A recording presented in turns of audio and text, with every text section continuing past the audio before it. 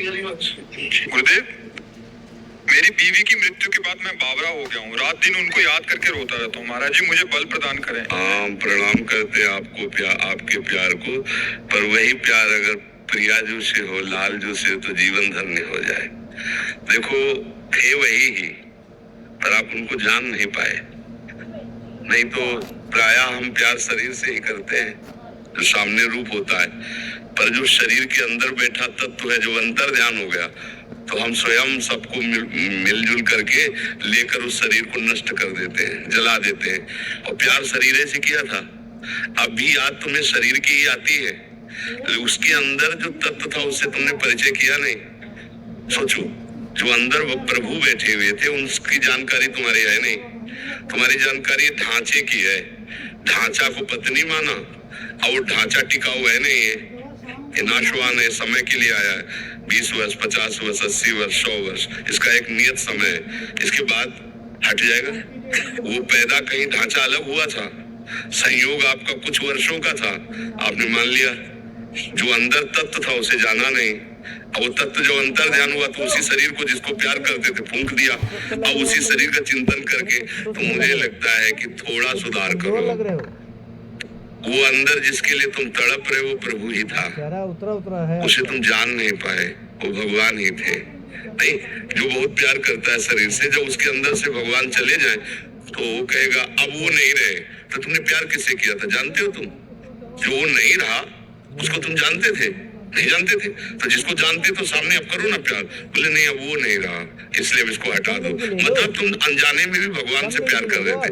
सबके अंदर बिजली जो है ना, वो भगवान ही है। ये जो चैतन्यता है ना, हंसना, खेलना, बोलना, प्यार, दुलार, ये भगवान है अंदर, उन्हीं का पावर है। और वो अंतर ध्यान हो गए तो कितना भी सुंदर प्यारा शरीर हो, आग लगा दी जाती है, गाड़ दिया जाता है, या फेंक दिया जाता है।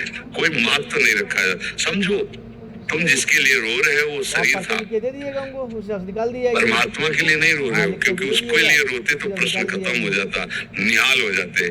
ऐसा प्यार प्रभु से हो जाए तो अभी जीवन कृतार्थ हो जाए, महात्मा बन जाओ। तो मुझे लगता है थोड़ी दिशा गलत है, उसको सही कर लो तो आनंदित हो जाओगे। क्यों भाई? आप सोचो, तुम्हारी अगर होती तो तुम्हारे पास से क्यों जाती? तुम इतना प्यार कर रहे हो, क्यों जाती? तो इसका मतलब वो शरीर नहीं थी, वो परमात्मा था, और वो अभी भी है। अगर तुम रो करके उसको पुकारो कि मुझे परमात्मा रूप से नहीं, मेरी पत्नी रूप से, तो पत्नी रूप धारण करके दिखाई दे देगा। वो आपको भाव में दिखाई देगा, मेरी पत्नी मेरे से बात कर रही है, मेरे से मिल रही। क्योंकि बिजली वही है ना, उनको रूप रखने में कितना मिनट लगता है, वो तत्काल रूप रख लेते हैं। तो फिर भी वो रूप टिकाऊ नहीं है। जो रूप भगवान का, उनसे देखो, इतने से प्यार में तुम लट्टू हो गए, और प्यार समुद्र भगवान है। जब उसका प्यार आएगा तो तुम डूब जाओगे, तुम रह ही नहीं जाओगे, अस्तित्व ही नहीं रहेगा। मुझे लगता है अगर सुधार किया जाए तो हमारा प्यार करना सार्थक हो जाए। मेरा प्रभु ही सबके अंदर है, वही प्यारा है, उसी से हम प्यार करते हैं। चाहे जितना लाडला बालक हो, और प्रभु चले जाए तो उसकी माँ से कहो अब रखो 2-4 महीने, तो वही पैसा देगी आपको कि जाओ इसको नष्ट कर दो शरीर को। क्यों? अब वो नहीं रहा। तो अनजाने में भी प्यार सब भगवान से ही करते हैं, पर जान करके प्यार करो तो बढ़िया सार्थक हो जाए जीवन। कितना बढ़िया भाव है कि उनकी याद करके उनके विषय में रोना। यही तो हम लोग जीवन भर मांगते रहते हैं प्रभु से कि और कुछ नहीं चाहिए। आपकी याद करके आपके लिए तड़पूं, आपके लिए रोऊं, और वो आपको है। थोड़ा दिशा बदल दो, प्रभु की तरफ कर दो, तो अभी महात्मा हो जाओगे, और नहीं तो फिर यही दुर्गति करा देगा। मृग का चिंतन करते हुए मरे तो अगला जन्म मृग बने ना। स्त्री का चिंतन करते हुए मरोगे तो स्त्री तो मिलेगी नहीं, तुम खुद स्त्री बनोगे और फिर फंसोगे किसी पुरुष शरीर में। यही तो क्रम चल रहा है। फिर पुरुष शरीर में तुम्हारी प्रीता होगी कि मेरा पति है। इसका उदाहरण है, पुरंजनोपाख्यान भागवत में है। तो पुरंजन ने एक सुंदर स्त्री को देखा, राजमहल 9 दरवाजे का, पूरा बगीचा, लुभायमान हुआ, इतना आसक्त हो गया कि जब मरा तो उसका चिंतन हुआ, तो वो जाके स्त्री बना, मगध देश राजा की रानी बना, और वो युद्ध में राजा मारा गया, और वो अपनी चूड़ियां फोड़ के रो रहा था। तो भगवान उसको ज्ञान देने के लिए गए, बोले तू जानता नहीं मैं तेरा मित्र हूँ, अविज्ञात सखा। जिसे तुम जानकारी नहीं रखते हो, वो मैं तुम्हारा मित्र हूँ। न तू स्त्री न पुरुष यार, पिछले जन्म में तू पुरंजन था, स्त्री में आसक्त हुआ, अब आकर के मगध देश की रानी बना, अब तेरा पति चला गया, उस पर आसक्त हो रहा। ये क्रम कब तक चलता रहेगा? सावधान, तू न स्त्री न पुरुष, मेरा अंश है, मेरा भजन। उसी समय उनको वैराग्य हुआ। तो ये सावधानी कर लो तो जीवन सार्थक हो जाएगा, नहीं तो फिर एक हमने और दर्शन किए थे, एक वयोवृद्ध थे, तो एक जैसे भगवान की पूजा की जाती है, फोटो रखते हैं ना, छवि रखते हैं, ऐसे वो अपनी पत्नी की छवि रोज छाती से लगा के रोते थे। उस समय हम ब्रह्मचर्य आश्रम में थे।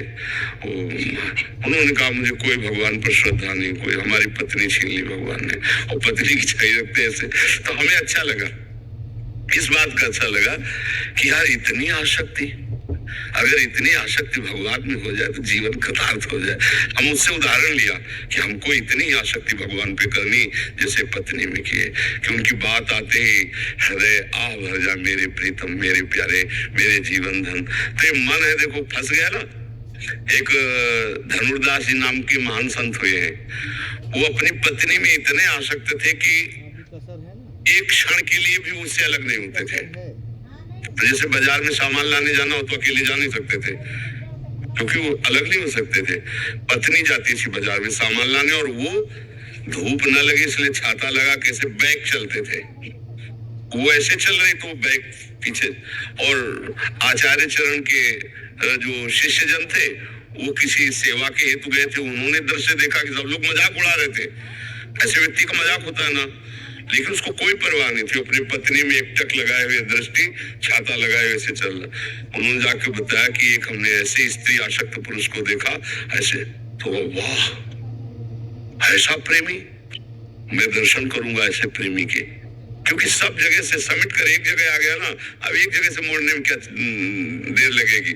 नजदीक गए तो वैसी सीन देखी, उनका भाई तुम ऐसे चल रहे हो, सब लोग मजाक करे थे। बोले प्रभु मैं आसक्त हूँ अपनी पत्नी को, एक क्षण भी मैं। तो उनका पत्नी से क्यों आसक्त हूँ? उनका ऐसा रूप है इसका। बोले इससे बढ़कर रूप बोले हो ही नहीं सकता। तो ऐसे चपल है, और परम पवित्र आचार्य जी ही ऐसे प्यार की चपत है। तो सामने देखा ललित त्रिभंगी भगवा, अरे छूट गया छाता छूट गया छाता, छूट गई पतली, बावरे हो गए। अरे कृष्ण का रूप, वो तो बस महान संत हुए, धनुर्दास जी उनका नाम हुआ। तो देखो कहीं ना कहीं हमें सुधरना चाहिए। भगवान की कृपा है आप पर, जो आप सत्संग में आए, आप संत समाज